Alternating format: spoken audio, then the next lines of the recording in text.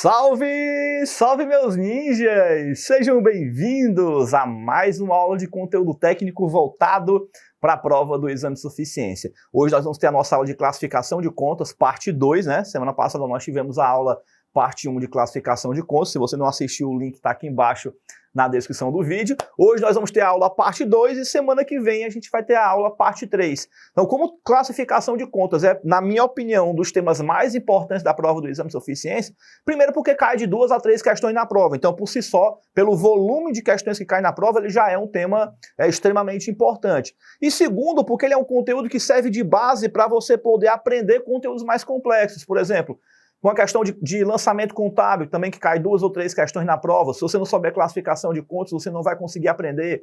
Aí você vai avançar para conteúdos mais complexos, como, por exemplo, fluxo de caixa, equivalência patrimonial, consolidação de balanço. Se você não souber a base de classificação de contas, nunca, jamais, em hipótese alguma, você vai conseguir resolver e entender uma questão de consolidação de balanço, por exemplo. Às vezes a gente está com dificuldade lá na frente em conteúdos mais complexos e não consegue avançar no aprendizado do conteúdo e não sabe por quê. A resposta é simples, a base você não tem.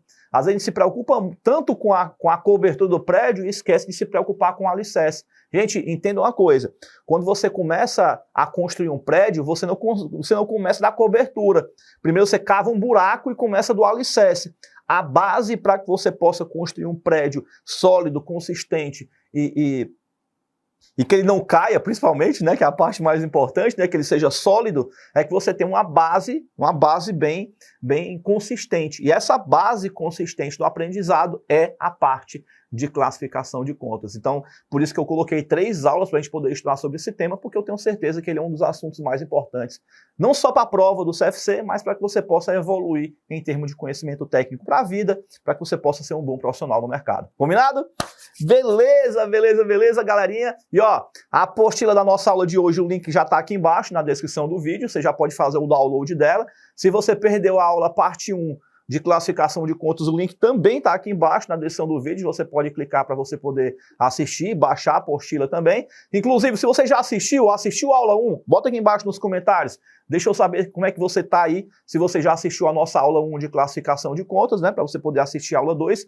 E se você já baixou a sua apostila da aula 2, comenta aqui embaixo para mim também, coloca se você baixou a sua apostila, que é para você, que é para eu poder saber que está tudo ok, tudo bonitinho aqui, para a gente poder avançar aqui com o nosso conteúdo da nossa aula de hoje. Beleza, beleza? Legal, legal, legal. E galerinha, só por curiosidade, para a gente poder ver aqui como é que nós estamos, se você caiu de paraquedas e nunca assistiu uma aula minha e está assistindo agora pela primeira vez, coloca a primeira vez aqui nos comentários.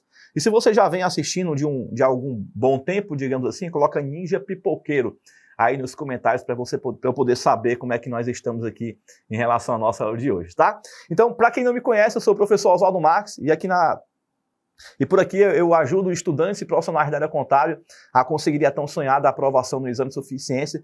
Essa turma que eu apelido carinhosamente de turma da pipoca, né, que são os alunos que me acompanham de forma gratuita aqui no YouTube para aprender, né, consolidar o aprendizado, né, evoluir no aprendizado técnico do conteúdo. Afinal de contas, a gente sabe que a faculdade deixa muito a desejar, então estou aqui para poder ajudar vocês a gente conseguir construir esse conhecimento para que vocês sejam aprovados no exame de suficiência. Então já anota aí no teu caderno, toda terça-feira ao vivo, a partir das 20 horas, estamos juntos aqui para a gente poder aprender de forma sólida e consistente os conteúdos que são os mais importantes para poder cair na prova do CFC. Combinado? Beleza, beleza, beleza. Então avisa os dados, estamos preparados e prontos para a gente poder iniciar aqui a nossa aula parte 2. Na aula parte 1, a gente destrinchou a parte do ativo circulante. Então vimos aí ativo circulante e não circulante, né? A gente viu o ativo total, na verdade.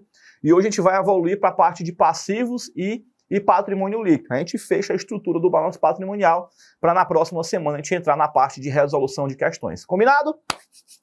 Beleza, beleza? Então, ó, se você está gostando das minhas aulas e ela está sendo legal para você, né, você está conseguindo evoluir em termos de conhecimento técnico, não esquece de se inscrever no canal, curte o vídeo aqui embaixo, né, e compartilhe o link dessa aula com os amigos de vocês também estão precisando aprender aí contabilidade para poder conseguir deslanchar aí no aprendizado do conteúdo. Combinado? Beleza, beleza? Já deixa o seu like e fica ligado, porque no decorrer da aula eu vou falar sobre a nossa meta de like. Então, se você se você já quiser se adiantar e já deixar o seu like no vídeo, se no final da aula a gente bater a nossa meta de like, eu libero o PDF comentado aí para você aqui ao longo da nossa aula. Combinado? Ao longo da nossa aula não, mas no final da aula, porque aí eu vou fazendo aqui o material, e aí eu vou fazendo as minhas anotações, enfim, complementando o material que vocês já receberam, e no final da aula eu libero o PDF com as anotações que eu fizer aqui durante a aula. Combinado? Então vamos lá para a nossa aula de hoje, classificação de contas parte 2. Beleza, beleza. Aqui a nossa estrutura de balanço patrimonial, já entreguei ele para vocês na semana passada, né? Aqui na tela vai ficar pequeno talvez para que vocês possam ver, porque a letra está miudinha, mas vocês têm esse material na mão de vocês aí, muito bem. E lembra gente, ó, de baixar a ITG 1000 e lembra de baixar o próprio edital do exame de suficiência, que lá tem um modelo de plano de contas. Recomendo fortemente que você dê uma olhadinha lá, porque é de acordo com o edital do CFC que vai cair as contas que vão ser exploradas na prova. Então, recomendo fortemente que você dê uma estudada no plano de contas que está lá no edital, porque ele vai servir de base para você poder aprender esse assunto, tá? Então, vamos lá. Gente, entrando aqui na parte da NBCTG 00 e agora na R2, né, que é a nossa última atualização, e aí só toma cuidado, porque assim, ó, provavelmente na faculdade você aprendeu que é ativa, conjunto de bens e direitos. Você aprendeu que o passivo é conjunto de obrigações. Você aprendeu que o PL é a diferença entre ativos e passivos. Olha que lindo, né?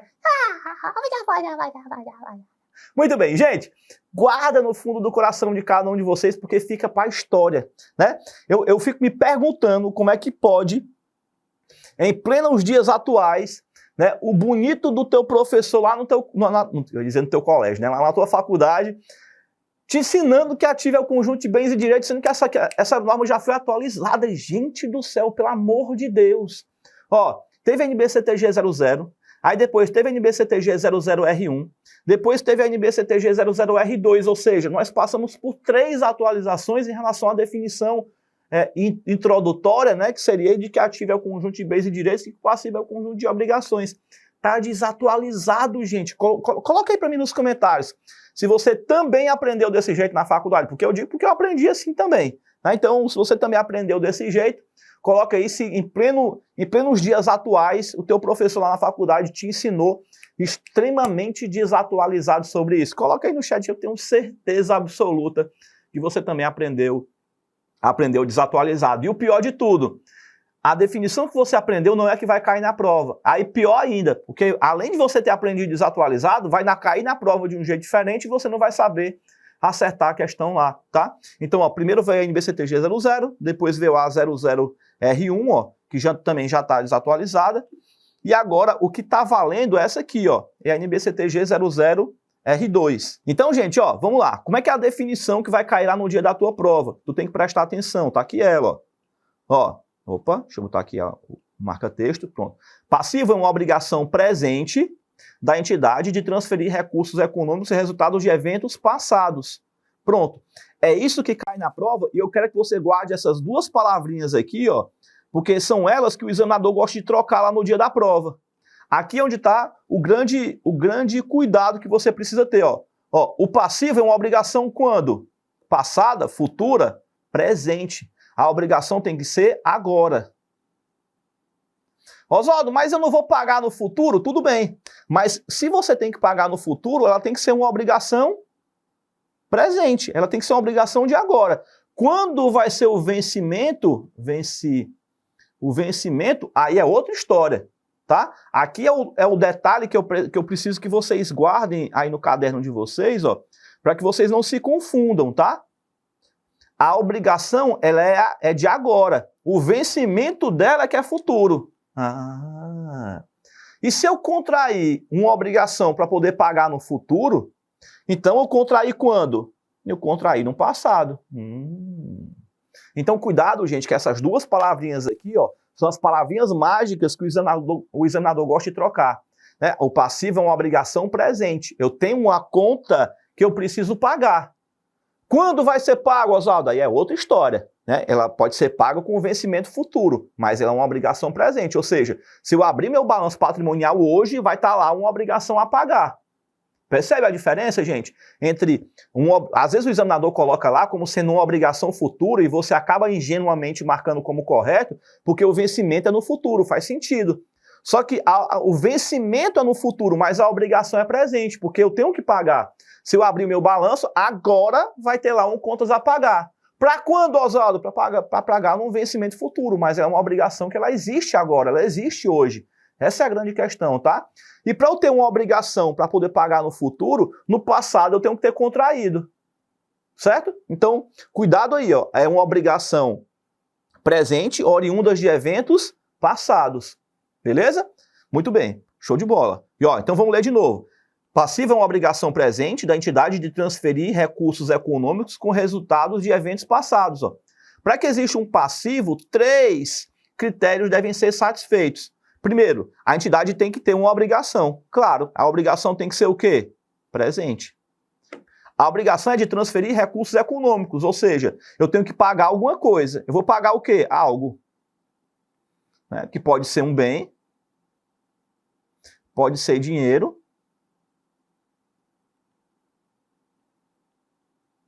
como pode ser uma permuta também, tá, gente? Pode ser uma permuta. Oswaldo, o que é permuta? Permuta é trocar por alguma coisa.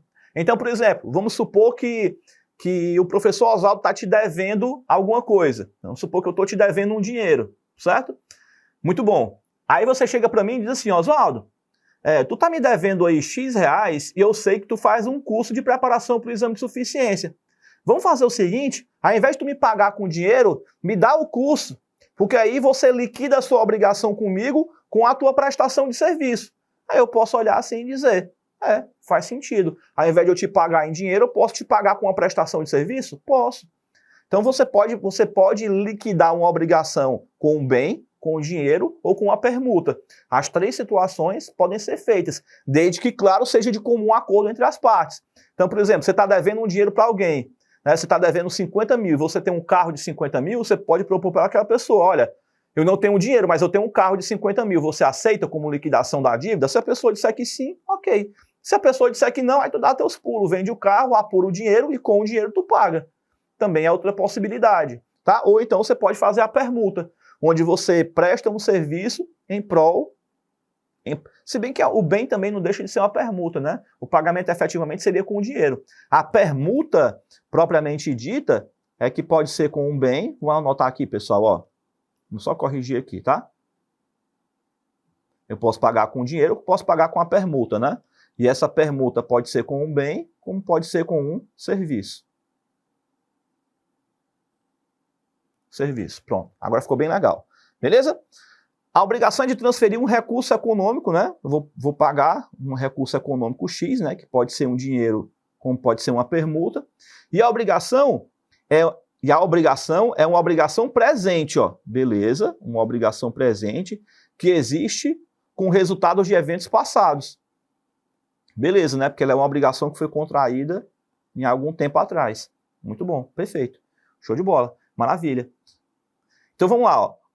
Obrigação. O primeiro critério para o passivo é que a entidade tem uma obrigação. Às vezes a norma chega a ser assim, meio redundante, né? A obrigação é o dever ou responsabilidade que a entidade não tem a capacidade prática de evitar, né? Ou seja, é um dever, né? Eu tenho que pagar, né? A obrigação sempre deverá a outra parte ou a outras partes, né? Por ser uma pessoa, uma entidade, um grupo de pessoas ou outras entidades ou sociedade em geral. E não é necessário conhecer a entidade ou parte para que a obrigação seja devida. O que ele está querendo dizer é tipo assim, ó. Vamos supor que você está na BR-116 e você passa numa via que é de 60 km por hora e você vai a 80 e o fotossensor, né, em alguns estados chamam de radar, chamam de pica-pau, sei lá, né, aqui em Fortaleza a gente chama de fotossensor. Eu acho que é em São Paulo que o pessoal chama de radar ou em Brasília. Coloca aí para mim no teu estado, como é que tu chama aquele aparelho que está na rua, né, que fica lá, que tira a fotozinha quando o teu carro comete uma infração, digamos assim? Aqui a gente chama de fotossensor. Eu sei que em São Paulo, Brasília, chama de radar. Coloca aí para mim no teu estado como é que tu chama aí aquele aparelhozinho aí que aplica multa na gente, né, digamos. Enfim, Então, por exemplo, nós temos aqui a PRF, né, que é a Polícia Rodoviária Federal, que vai aplicar a multa em você por excesso de velocidade numa via, né, numa BR, por exemplo. Eu posso até não conhecer a PRF, digamos, mas se eu cometi uma infração, essa infração está na lei, e a lei é obrigatória, eu vou ter que pagar mesmo que eu não conheça, porque é lei, é obrigatório. Então, esse que a norma está dizendo para mim. Eu posso até desconhecer, mas se eu não tenho, se eu não tenho a capacidade de evitar, se eu não tenho a capacidade prática de evitar, então ela vai ser uma obrigação. Porque a partir do momento que eu contrair, já era. Eu não posso chegar lá na PRF e dizer, ô PRF, foi mal. Eu estava aqui em alta velocidade, mas eu não sabia que a via era de 60. Eu pensei que eu pudesse andar 80. Ele vai dizer, sinto muito, pague o boleto, um beijo, um abraço, e se liga para você não vacilar de novo na próxima. Basicamente o que ele vai dizer é isso. Beleza? Muito bom, show de bola. Para frente. Gente, aí eu coloquei um print aqui para vocês possam ver. Isso aqui, é a própria estrutura do plano de contas que está lá no seu edital. Está lá no edital. Eita, letra feia da molesta, né, Oswaldo? É. E pensar que minha letra é de caligrafia, né, gente? É de um edital. Pronto. Baixa o edital, lá no finalzinho tem um plano de contas. Então tá aqui o nosso modelo de plano de contas com as contas que são as mais importantes aí da prova. Vamos destacar aqui algumas contas que são as mais importantes para a gente poder se ligar lá no dia da prova, né? Muito bom. Beleza. Já sabemos que o passivo se trata de uma obrigação. Eu quero que você guarde aí no coração de vocês aqui, a conta de fornecedor. Que ela está aqui no grupo do passivo circulante. Mas se a gente for lá no fornecedor, no passivo não circulante, eu posso ter um fornecedor aqui também? Posso. Aqui eu também posso ter um fornecedor. Aqui ele colocou empréstimos, financiamentos, duplicata descontada. Enfim, posso ter fornecedor aqui também? Posso. Do mesmo jeito, vamos marcar aqui as contas, tá? Aqui é a conta de fornecedor. Bem por aqui a gente vai ter a conta de empréstimos, empréstimos e financiamentos, que também está no grupo do passivo circulante. Olha como é que você sabe que está no passivo circulante? Por conta da cabeça do grupo, 2.01, 2.01, ou seja, ele está na família do grupo passivo circulante, certo? Muito bem. E quando você olha para cá, empréstimos e financiamentos também estão aqui, no passivo circulante. Do mesmo jeito que se eu procurar aqui, duplicata descontada, também está aqui no passivo circulante e também está no passivo não circulante. O legal é que se a gente entender uma conta, às vezes a gente mata várias contas dentro do plano de contas, né? Oswaldo, como é que eu sei que o fornecedor, ou um empréstimo, financiamento, ou uma duplicata descontada vai estar no passivo circulante ou não circulante? Simples. Lembra da definição que a gente viu lá do ativo circulante? A mesma definição vale para o passivo circulante. Então, se você tem um título que você precisa pagar em até 12 meses, você está diante de um título de passivo circulante. Se você tem um título a pagar em que o vencimento dele excede ao prazo de 12 meses, aí você coloca no não circulante. O que, Oswaldo? A parte que excede. Então, por exemplo, se você compra um carro financiado em 60 parcelas, por exemplo, então você vai ter 12 parcelas no circulante e 48 no não circulante. Então aí você tem as 60 parcelas, digamos assim, tá? Então todo o título a pagar, ele tanto pode estar no circulante, como ele pode estar no não circulante. Tudo vai depender o que, Oswaldo? Tudo vai depender do vencimento. Até 12 meses circulante. O que exceder a 12 meses, você bota no não circulante, tá? Então vamos até anotar aqui, é bom que a gente faz uma revisãozinha, porque isso tanto vale para ativo como vale para passivo. Então nós estamos aqui, por exemplo, suponhamos que nós estejamos aqui em julho, tá? Vamos supor que nós estamos em julho, tá? Aqui do ano X1, e aqui é dezembro, e aqui é dezembro de X2, certo? Beleza. Aí você me pergunta assim, Oswaldo, bem aqui eu comprei um carro em 60 meses. Como é que eu coloco aqui o meu parcelamento? Não tem problema. Não são 60 meses? Bota 12 no circulante, 48 no não circulante. Aí você vai pensar assim, Porque a gente viu isso lá no nosso... nas nossas definições lá de circulante, que a definição vai ser a mesma para o não circulante, tá? Circulante é aquilo que se vence dentro de um ciclo operacional, ou seja, 12 meses. Então, o que eu tiver dentro de 12 meses, você coloca no circulante. O que confunde muito a gente durante a prova é que, assim, ó, lá na norma, na norma brasileira de contabilidade, na NBCTG 26, ele fala assim, ó, classificar-se-á dentro do circulante aquilo que se vence até o término do exercício social subsequente. Aí aqui é onde está a charada que confunde muito a nossa cabeça. Porque se até o término do exercício social subsequente, e eu estou em julho nesse exemplo, então de julho a dezembro do próximo ano seria circulante, né? É como se a norma deixasse um vago aí, um buraco no meio do caminho em relação à interpretação. Só que aí vem comigo para cá, ó. Se eu pensar até o término do exercício social subsequente, de julho, agosto, setembro, outubro, novembro, julho, né? Agosto, setembro, outubro, novembro, dezembro. Então aqui eu teria 5 meses. E aqui eu teria os 12, certo? Então ao todo eu teria 17 meses. Gente, a pergunta que vale é, se um ciclo operacional tem que ter 12 meses e eu tenho 17, eu posso ter um ciclo operacional com 17 meses? Não posso. Então tá errado. Então não posso colocar 17 parcelas no circulante e o restante no não circulante. Tá? Ah, Oswaldo, então eu vou fazer o seguinte, né, que é outra coisa que certamente você vai me perguntar, né? Você vai colocar assim, ó, Oswaldo, então o circulante é o que eu coloco até o final do ano. Então eu teria 5 parcelas no circulante e o restante que vai para o não circulante, né? Seriam as parcelas do ano seguinte. Então é assim, que se eu estou em julho, agosto, setembro, outubro, novembro, dezembro, eu pagaria 5 parcelas, terminaria o meu circulante, e o restante das parcelas seria não circulante. Aí eu volto a perguntar de novo. Então eu teria um ciclo operacional com 5 meses, sendo que um ciclo operacional tem que ter quanto? 12. Então está errado também. Se você for calcular o índice de liquidez corrente do balanço patrimonial em julho de 2000X, por exemplo, aí você teria 5 parcelas. Só que o índice de liquidez corrente é eu pegar o ativo circulante e eu dividir pelo passivo circulante. Então aqui eu tenho que ter 12 e aqui eu tenho que ter 12. Aqui é onde está o grande X da questão. Mas, Oswaldo, como é que vai acontecer? Gente, perceba. Se o ciclo operacional tem que ter 12 meses, todo mês eu vou ter que fazer uma transferência de parcela. Olha para cá e presta atenção. Presta bem atenção no que eu vou te dizer aqui agora. Em julho eu vou lá e pago e coloco 12 parcelas. E vai ter 48 no circulante. Vamos com bem calma para você prestar atenção, tá? Coloca aí no chat aí, ó, prestar atenção. Vamos lá. Respira. E vamos comigo. Boto 12 no circulante, 48 no não circulante. Quando chegar no próximo mês, o que vai acontecer? Eu vou ter 11 parcelas no circulante e 48 no não circulante. Concorda comigo? Até aqui vocês estão entendendo? Coloca sim aí para mim nos comentários. Beleza? Tá bom, então vamos lá. O que eu vou fazer? Eu posso ter 11 parcelas no circulante, Oswaldo? Não, teria que ter quanto? 12. Aí o que eu vou fazer, ó? Se eu estou com 11 parcelas aqui no circulante e 48 no não circulante, eu vou e transfiro uma para cá. Ó.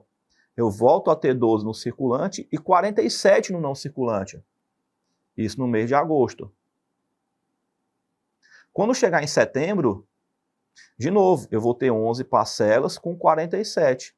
Aí eu vou e jogo uma para o circulante. Aí eu volto a ter 12 no circulante e 46 aqui, né? No não circulante.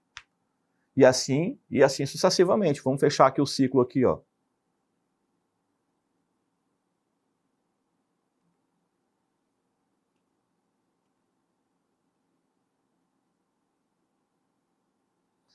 Outubro, novembro, dezembro. Pronto.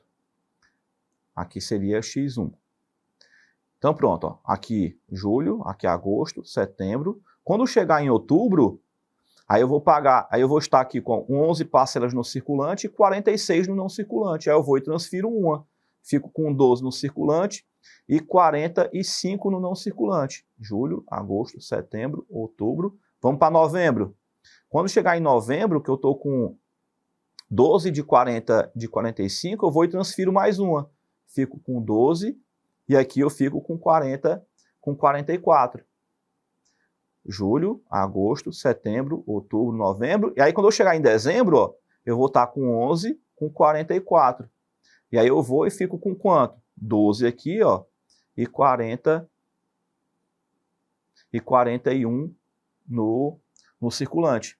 Vamos só conferir, né? Julho, agosto, setembro, outubro, novembro, dezembro. Então aqui é o 48, 47, 46, 45, 44. Aqui seria 43, né? Ó, 43. Aqui 44, quando subir 1 é 43. Pronto. Beleza. Então agora, ó, eu estou com 12 parcelas no circulante e 43 no não circulante. Ó, perceba que se você olhar aqui, a grosso modo, parece que eu estou pagando de baixo para cima, né? De trás para frente. Porque o que está diminuindo são as parcelas do longo prazo. Aí você vai olhar para mim e vai dizer assim, vixe, Oswaldo, você olha no balancete, né? Você está pagando de trás para frente as parcelas porque tem 12 sempre em cima. E as parcelas de baixo é que estão diminuindo. Na verdade, não são as parcelas de baixo que estão diminuindo. É porque eu estou transferindo uma do não circulante para o circulante. Para que eu sempre tenha 12 parcelas no circulante. Então, ó, quando chegar aqui, ó, em dezembro, no caso, para eu poder iniciar o próximo ano, em 31/12, que eu olhar para frente, olha o que. Agora vocês vão entender, preste atenção. Ó, olha o que a norma fala. Classificar-se A no circulante, tudo aquilo que se vence até o término do exercício social subsequente. Só que quando ele fala para você classificar no circulante, é no encerramento do balanço, em 31/12. Porque em 31/12 eu tenho que olhar para frente e eu tenho que ver 12 parcelas no circulante. Gente, se eu olhar para frente aqui, ó, eu tenho 12 parcelas no circulante? Tenho, tá aqui as 12, ó. E o restante, Oswaldo? O restante está todo ele aonde, ó? O restante está todo ele aonde, ó? No não circulante, pronto. Essa é a forma correta. Vixe, Oswaldo, mas vai dar um trabalho medonho? Não dá não, gente. É só você parametrizar no sistema. Você faz lá um lançamento automático para todo mês você transferir uma do circulante pro do não circulante para o circulante. É muito fácil de fazer isso. Né? Você programou o lançamento, todo mês lá o sistema vai lá e faz isso de forma automática. Não tem mistério para poder fazer isso não, tá? Muito bem. Entendido aqui como é que é a classificação do circulante e não circulante, agora você sabe que as contas de obrigação, todas elas podem estar no circulante ou não circulante. O que vai diferenciar? É o vencimento do título. Basicamente é isso, tá? Então eu posso ter um empréstimo no circulante ou não circulante. Eu posso ter um contas a pagar no circulante ou não circulante. Eu posso ter a conta que for. O que vai determinar onde ela vai estar vai ser o vencimento do título, tá? Então vem para cá, ó. Pronto. Feito isso, gente, ó, vamos voltar aqui agora para a gente poder entender aqui, ó, algumas contas que são as importantes, né, que normalmente caem na prova. A conta de fornecedor, a conta de salário, salários que a gente sabe que é uma conta de passivo. Ó, cuidado, porque tem ó, o INSS e o FGTS, que estão aqui, ó, como impostos a recolher, ó. Cuidado para não confundir lá no ativo, porque no ativo é recuperar, né? Então, recuperar é no ativo e recolher é no passivo, certo? Muito bem. E outra coisa importante também em relação ao INSS, né, e isso você vê lá na parte de direito e legislação aplicada, é porque tem o INSS que é parte do empregador e tem o INSS que é a parte do empregado, tá? Então, cuidado, porque o INSS que é a parte do empregador, ele gera uma despesa que vai para o resultado, que é o INSS patronal. E tem o INSS que ele é retido do funcionário, que ele não gera despesa. Ele me gera uma obrigação, por quê? Porque eu estou retendo do funcionário para repassar para a Previdência. Né? Só que eu, na posição de empregador, no caso, esse INSS para mim é só um repasse. Ambos vão gerar uma obrigação, porém, o INSS patronal gera despesa. Vamos anotar isso aqui, ó. Vou colocar aqui em cima, ó. O INSS patronal, ele gera despesa. Já o INSS, vamos colocar assim, ó, parte funcionário,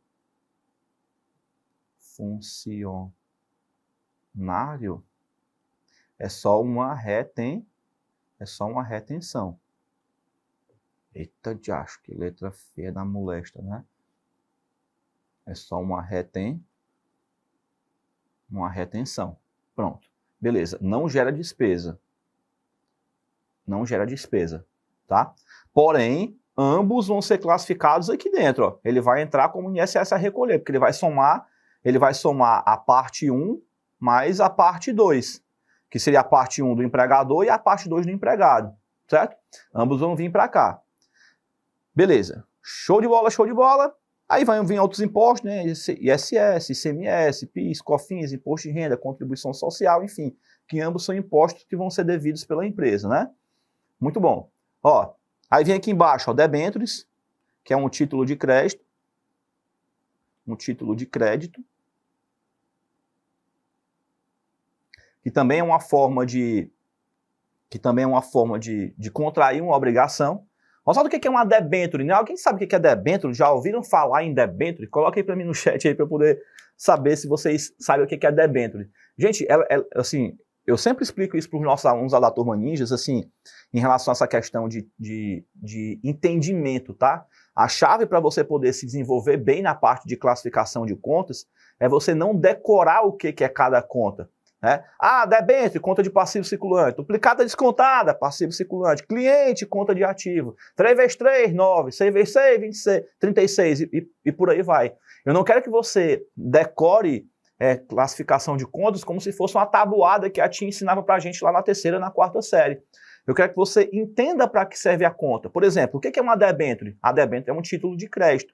É uma forma que a empresa tem de captar recursos do mercado. Ela não quer pedir um financiamento, porque a taxa de juros é muito alta.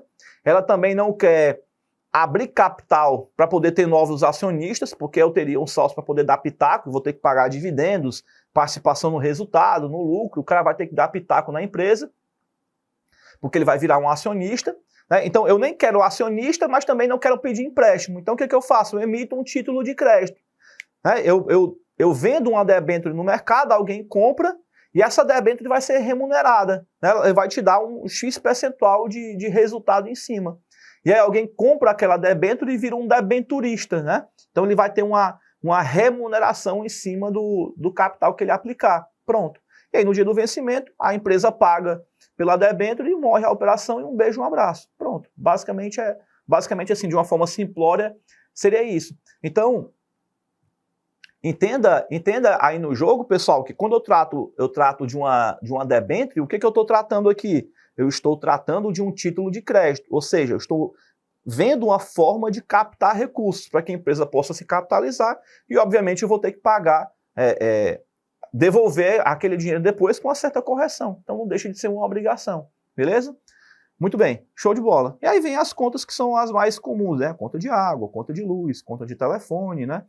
Perceba também que tem aqui as contas retificadoras, ó, as contas de juros a apropriar ou encargos financeiros a transcorrer aqui, por exemplo, ó, que tanto está aqui no circulante, ó, como ele também vai estar aqui no não circulante, ó. Aqui e aqui, ó. Pronto. A conta de juros a apropriar ou encargos financeiros a transcorrer é exatamente aquela conta para poder separar o que é juros do que é o principal.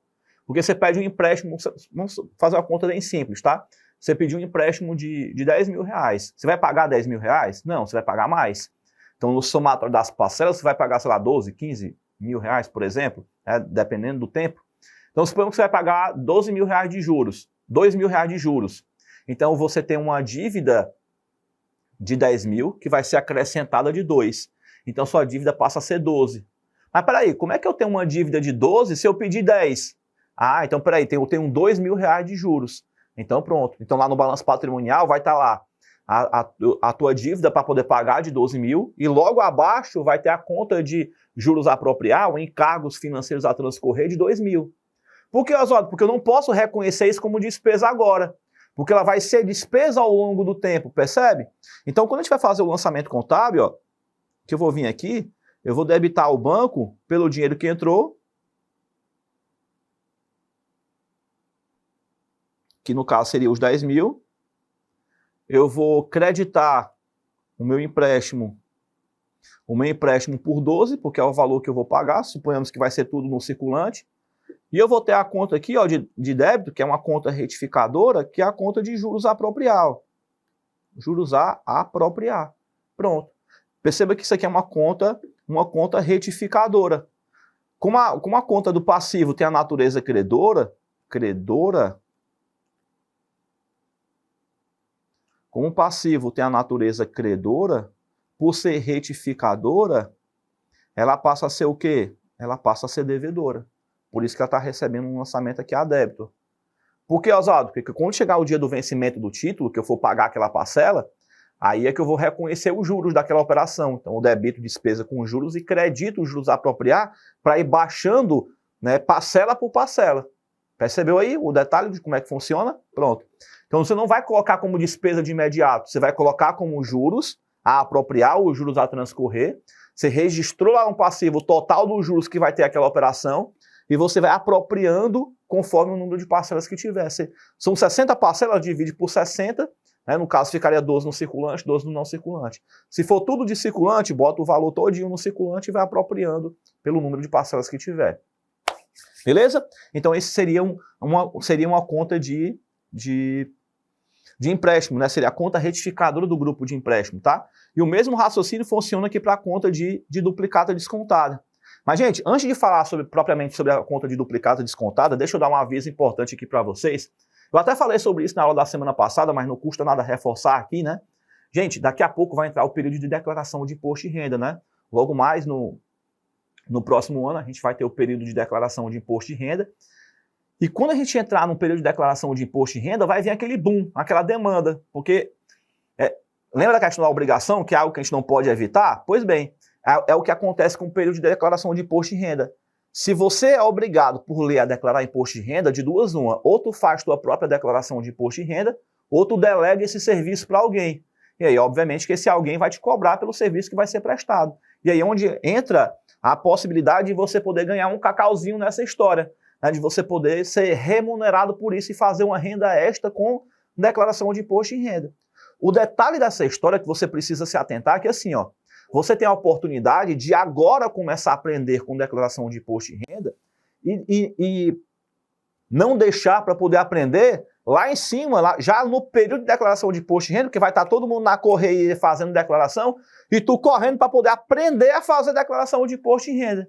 E, Oswaldo, se eu começar de agora dá tempo? Dá, porque assim, não tem nada de extremamente mirabolante num processo de declaração de imposto de renda que em 2 ou 3 meses você não consiga aprender.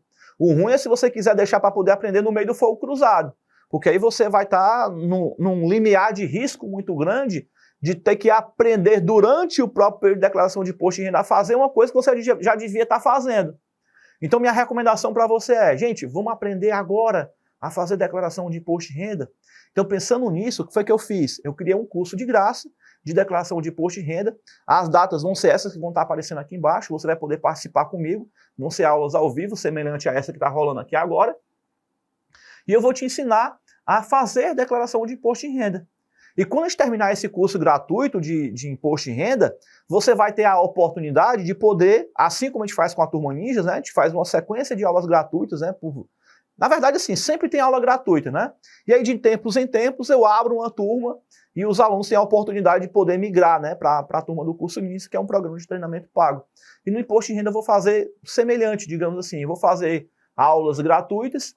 E se você tiver interesse, depois dessas aulas gratuitas, se você quiser aprofundar ainda mais o teu conhecimento, você pode entrar nesse programa de acompanhamento com a gente e você ainda vai ter direito a outras coisas que eu vou explicar depois, que é tipo um programa de acompanhamento durante o teu período de declaração de imposto de renda, porque vão ter algumas consultorias também, tá?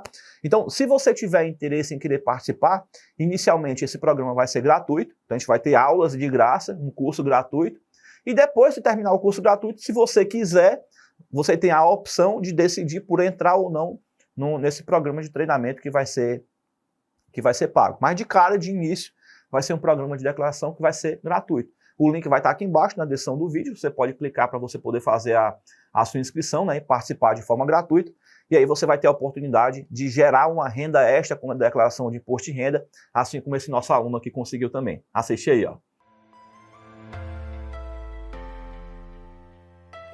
Minha preocupação maior era errar alguma coisa, né? Pegar uma declaração de um cliente e ter o cuidado de não errar. Então, a minha maior preocupação é pegar aquelas declarações mais complexas, onde demanda um conhecimento maior e errar.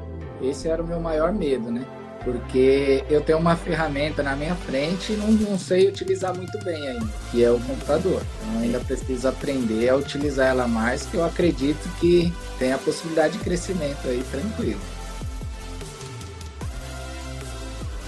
E eu encontrei o Oswaldo numa live assim, e juntou duas coisas, né? Eu encontrei uma pessoa bem divertida, com uma explicação bem didática, bem simples, e eu falei, deixa eu ver mais aulas desse professor aqui, que eu gostei dele. Me apaixonei aí pelo esse professor aí, tô aí até hoje.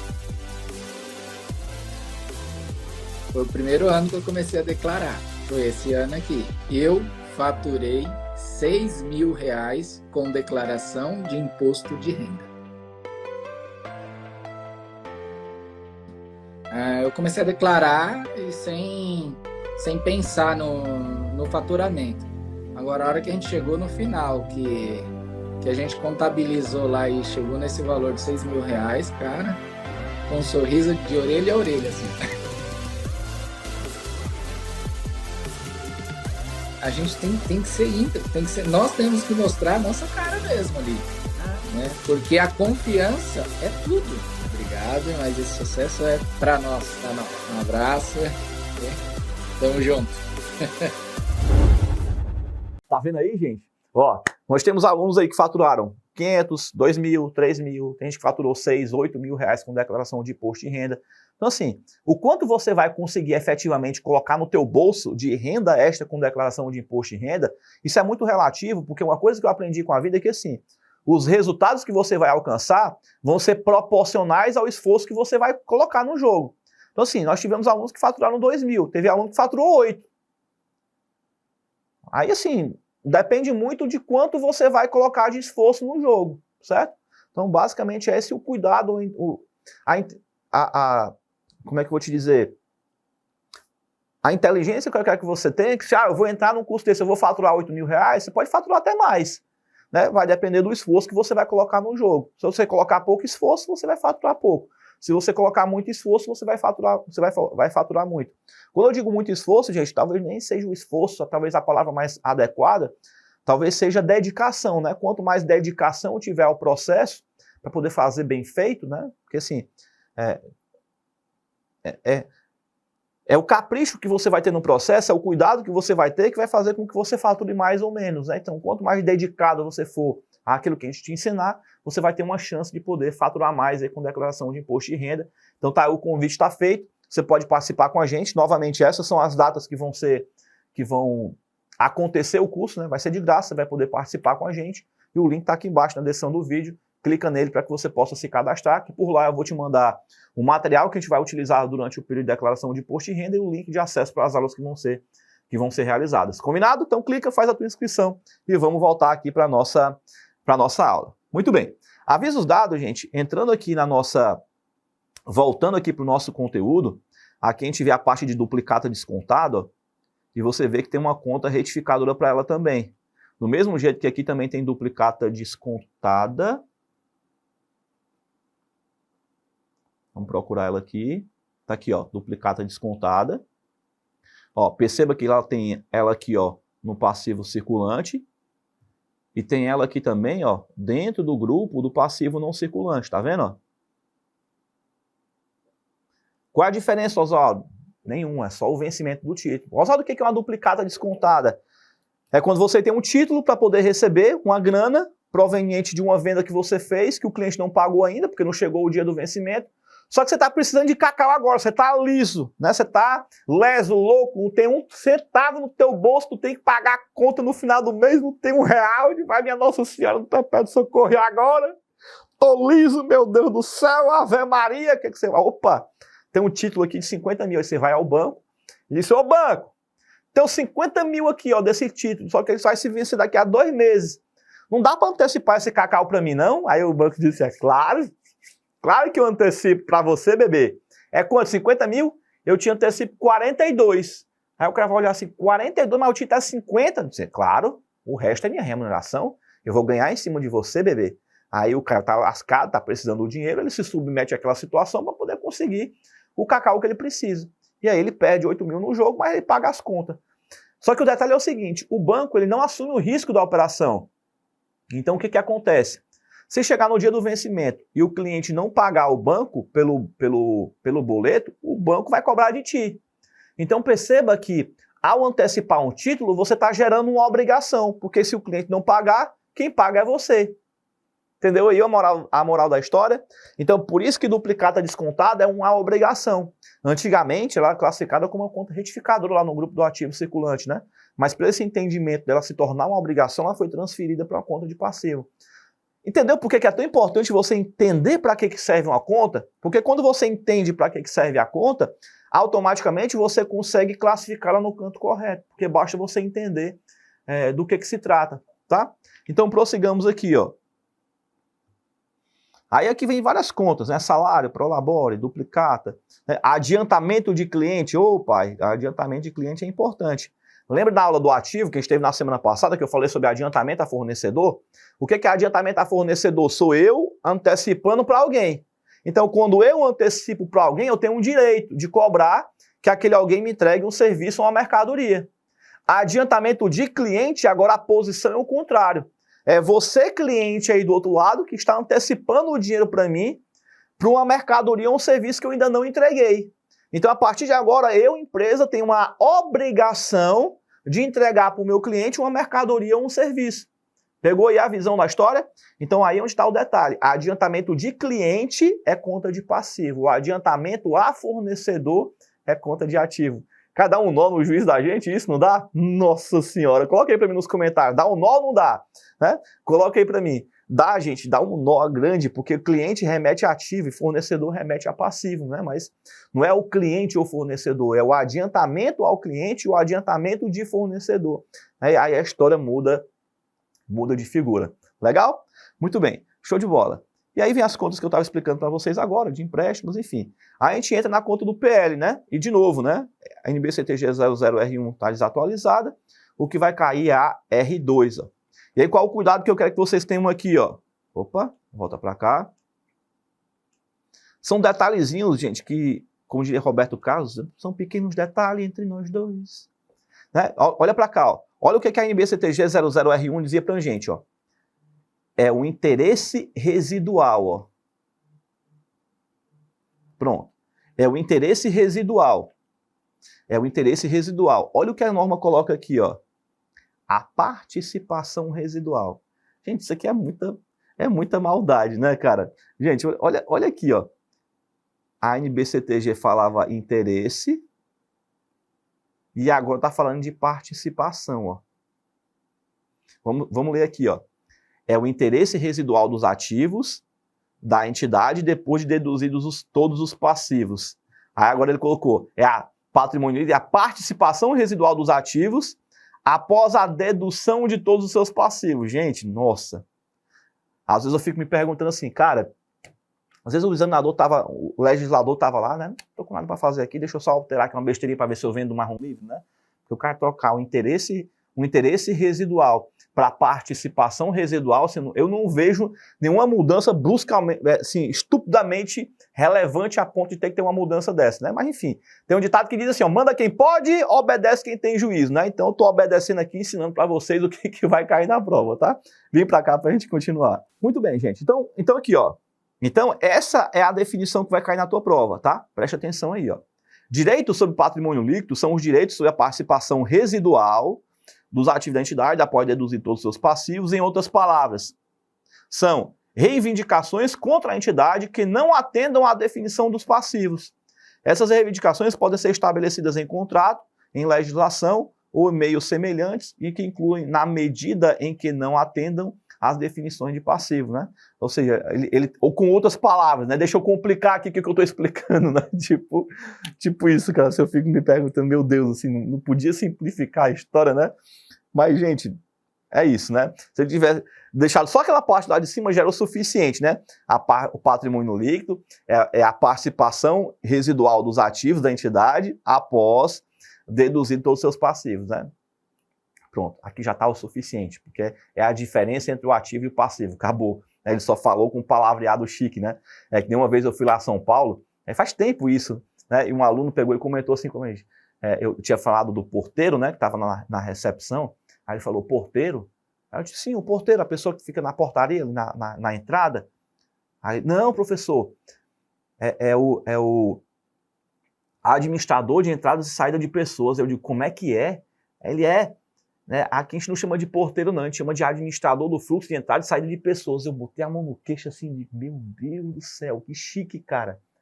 Já pensou, né? As meninas, né? Você chega em casa e diz assim, mamãe, tô namorando. Aí com quem, meu filho? Com o porteiro.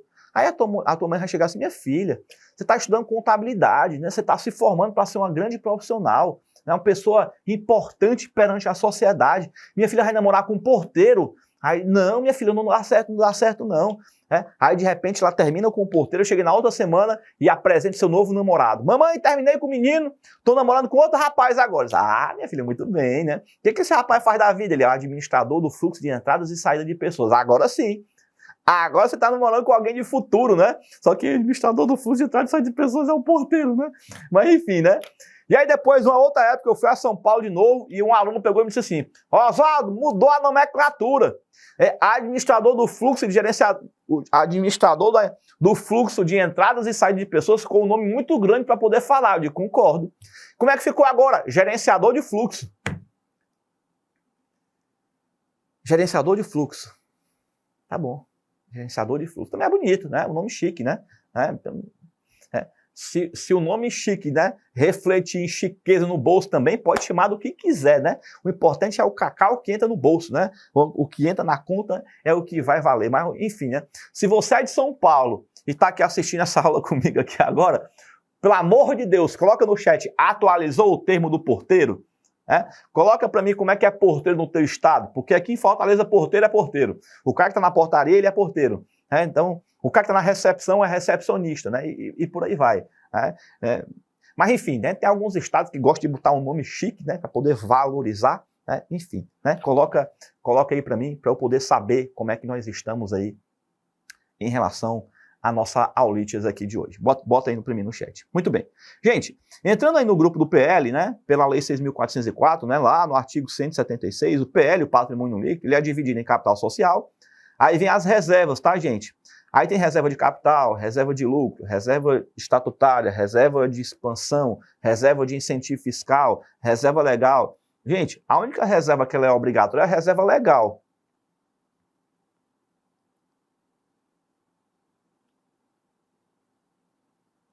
As outras reservas são todas facultativas, né? Aí tem a conta de lucro, lucro acumulado, não, perdão, ações em tesouraria e o prejuízo acumulado. Oswaldo, e a conta de lucro acumulado não entra, não? Anota aí no teu caderno, né? A conta de lucros acumulados, que Deus a tenha em bom lugar,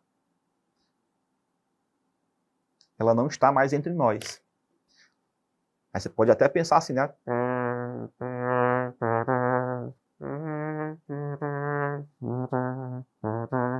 Gente, ela morreu. Morreu, Oswaldo? Morreu. Morreu por quê, Oswaldo? Porque a Lei 6.404, que foi atualizada pela 11.639, pela medida provisória 449, ela pensou assim, ó, precisamos dar uma destinação para o lucro. O lucro não pode ficar boiando lá para sempre. A lei foi lá e disse assim para a gente, epa, peraí.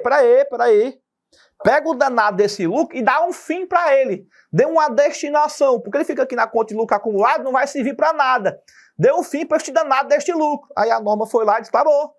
Então o que ele fez? Ou você constitui uma reserva, ou você distribui o saldo como dividendo. Né? Então, ou você dá uma reserva específica, uma destinação para ele, vou guardar para usar da forma X. Pronto. Ou você distribui na forma de dividendo. Simples assim, tá? E aí, ou seja, a conta de lucros, a conta de lucros acumulada virou uma conta transitória. Quando você encerra a DRE, né, você até transporta para a conta de lucro, mas do lucro você faz a destinação. Tudo bem? Beleza. Então vem para cá, ó. Então, aqui dentro da conta do PL, ó, nós temos aqui a conta de capital social, que são os aportes de capital que os sócios vão colocar na empresa. Tem aqui a conta de capital a integralizar, ó, que seria a nossa promessa, que é uma conta retificadora, Beleza? Oswaldo, como assim? Você cria um contrato social onde você diz assim, ó, vou colocar 100 mil. Então, esses 100 mil que você vai prometer colocar, uma obrigação, ela não vai para o passivo. Porque não foi a empresa que contraiu a obrigação, foi o sócio que contraiu uma obrigação para com a empresa. Então, você vai colocar lá, o capital social é o todo, e o capital a integralizar é a parcela que ainda falta colocar, digamos assim. Beleza? Aí vem as contas de reserva, gente. E assim, a reserva é... Deixa eu puxar aqui, né? Ficou pequeno aqui.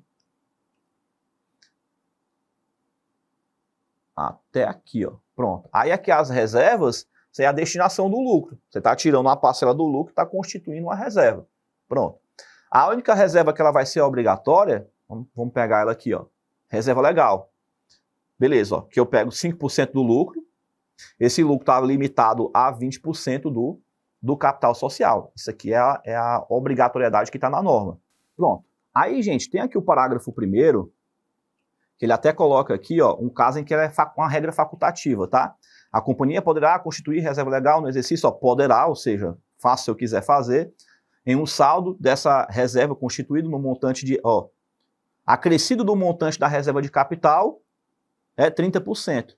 Então nós temos o caso inicial, que é 5% do lucro limitado a 20% do capital social, ou eu posso constituir, a companhia poderá constituir reserva legal no exercício social em que o saldo da reserva, acrescido do montante da reserva de capital, exceda a 30%.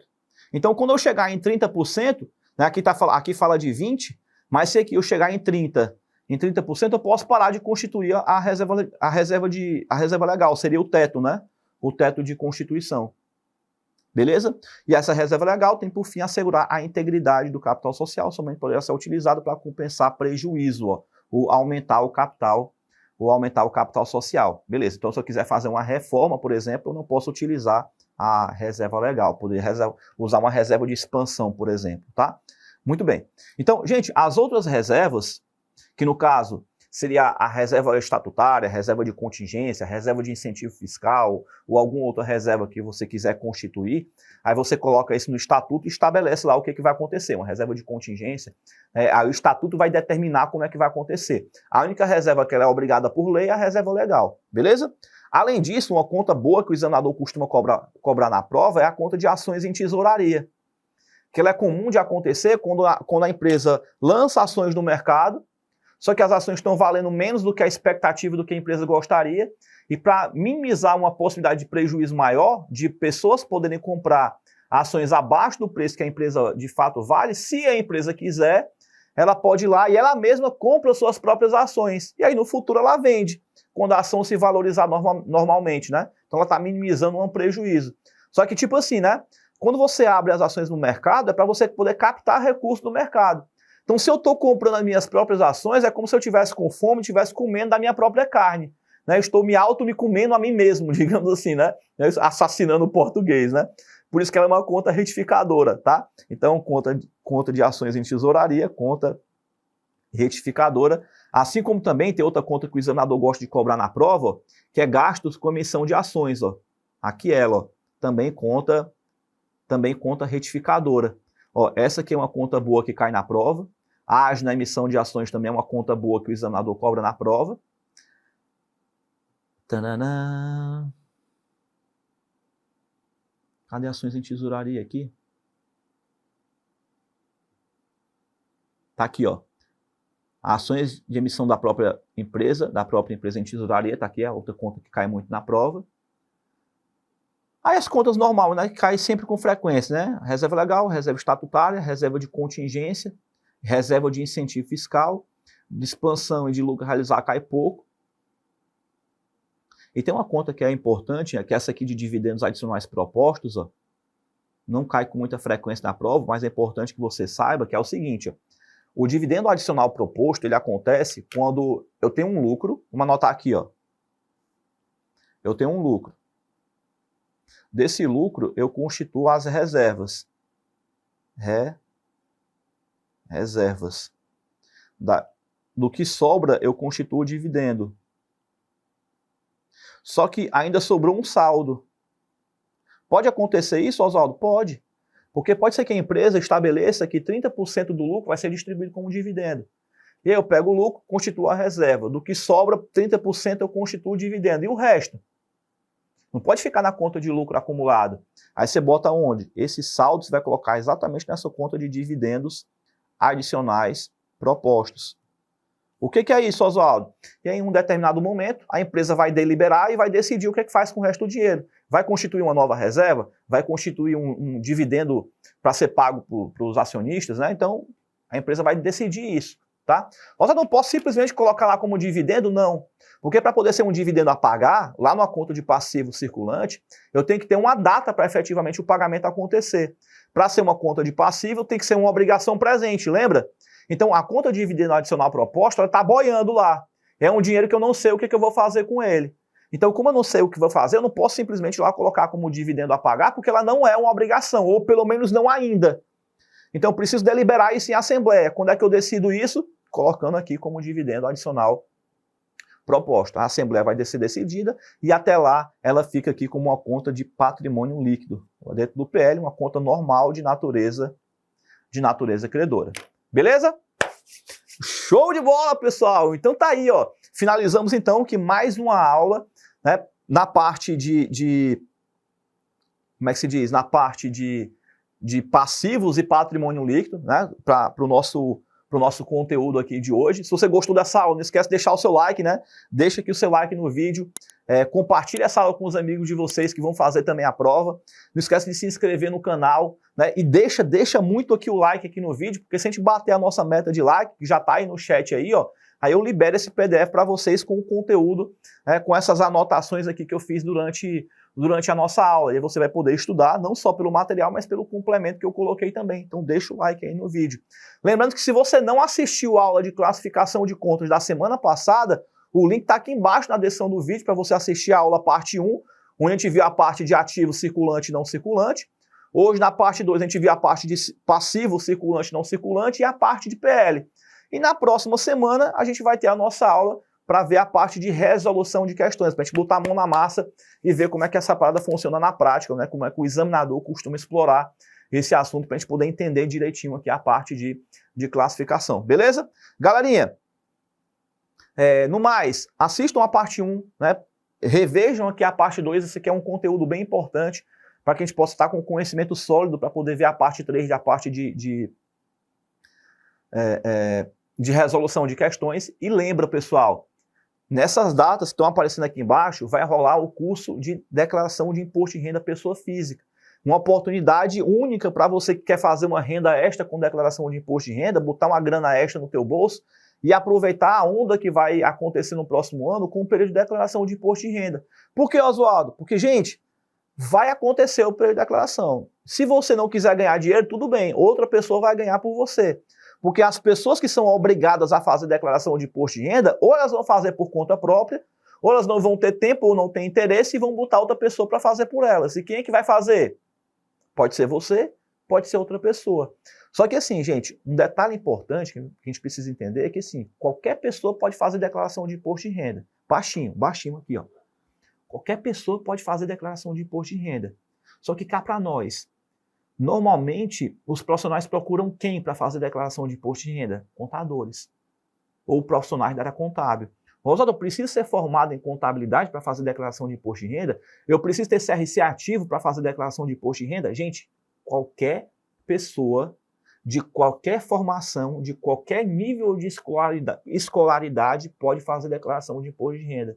Por quê? Porque a declaração é sua. É a sua declaração de imposto de renda. Oswaldo,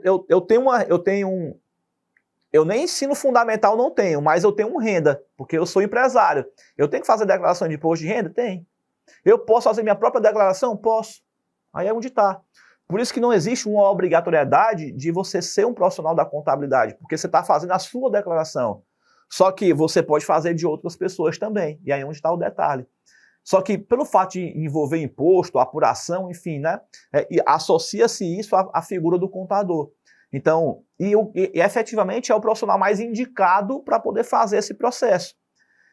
E aí, se você se capacitar, você pode fazer declaração de imposto de renda, né, cobrar 200, 300, 500 mil reais por cada declaração, dependendo do nível de complexidade que ela tiver, e você pode fazer um cacauzinho a mais aí no seu bolso, né? O pessoal brinca dizendo que declaração de imposto de renda é o 14º salário do contador. E aí você pode entrar nessa onda também. O link está aqui embaixo na descrição do vídeo, você pode clicar para você poder fazer a sua inscrição, vai ser de graça, e mediante a sua inscrição a gente vai mandar para você o link, né, para você poder baixar o material que a gente vai utilizar durante a nossa aula, né? Eu vou te mandar uma página onde você vai poder baixar o material da aula e o acesso para as aulas ao vivo que vão acontecer, beleza? Então clica, se inscreve, vai ser legal ter você lá com a gente para que você possa aproveitar esse curso da melhor forma possível e conseguir fazer uma renda legal aí com imposto de renda, beleza? Então avisa os dados, é isso aí galerinha, finalizamos então por hoje, um grande abraço, um beijo enorme no coração de cada um de vocês e a gente se vê na nossa próxima aula. Tchau, tchau!